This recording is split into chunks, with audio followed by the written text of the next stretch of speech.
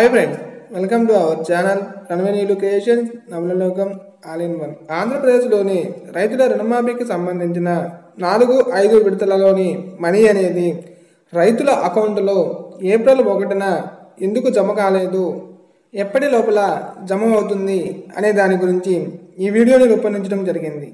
మీరు first time మా ఛానల్ని విజిట్ చేస్తున్నట్లయితే రెడ్ కలర్లో ఉన్న సబ్స్క్రైబ్ బటన్ని క్లిక్ చేసి పక్కనే ఉన్న బెల్ సింబల్ని యాక్టివేట్ చేసుకోవడం వల్ల మా ఛానల్లో రూపొందించే లేటెస్ట్ వీడియోస్ యొక్క నోటిఫికేషన్ను మీ మొబైల్లో పొందగలరు. వీడియోను చివరి వరకు చూసి మీకు ఎలాంటి డౌట్స్ ఉన్నా కామెంట్ బాక్స్లో తెలియజేయగలరు. ఈ రుణమాఫీకి సంబంధించి 4-5 విడతలలో రైతులకు ఏప్రిల్ 1వ తేదీన మనీ పడకపోవడానికి కారణాలను ఒకసారి గమనిస్తే, ఏప్రిల్ 1న బ్యాంకులకు సెలవు ఉండటం అనేది ప్రధాన సమస్యగా చెప్పవచ్చు. ఎలక్షన్ కోడ్ అమల్లో ఉండటం ఇంకొక సమస్య. ఈ రైతు రుణమాఫీకి 4-5 విడతలు కలిపి ప్రభుత్వము 8,400 కోట్ల రూపాయలను విడుదల చేయడం జరిగింది.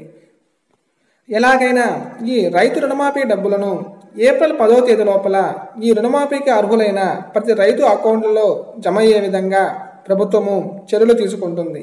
కనీసము 4-5 విడతలలో 4వ విడత డబ్బులు అయినా రైతు అకౌంట్లో పడే విధంగా చర్యలు చేపడుతుంది. మిగిలిన 5వ విడత మనీ అనేది రైతుల అకౌంట్లో ఆఫ్టర్ ఎలక్షన్ తరువాత జమ అయ్యే విధంగా ప్రభుత్వము యోచిస్తుంది.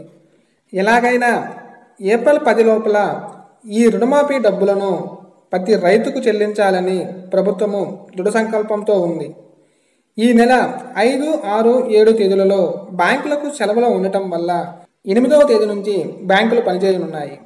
10వ తేదీ లోపల మీ బ్యాంకు అకౌంట్లలో ఈ రైతు రుణమాఫీకి సంబంధించిన మనీ అనేది జమైందా కాలేదా అని డైరెక్ట్గా బ్యాంకు అధికారులను అడిగి తెలుసుకొనవచ్చును. రైతులు ఎవరు టెన్షన్ పడాల్సిన అవసరం లేదు.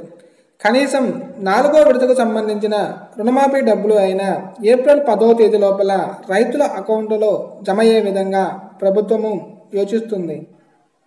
మా ఛానల్లోని విలువైన సమాచారం మీకు నచ్చినట్లయితే లైక్ చేయండి, షేర్ చేయండి. Thank you.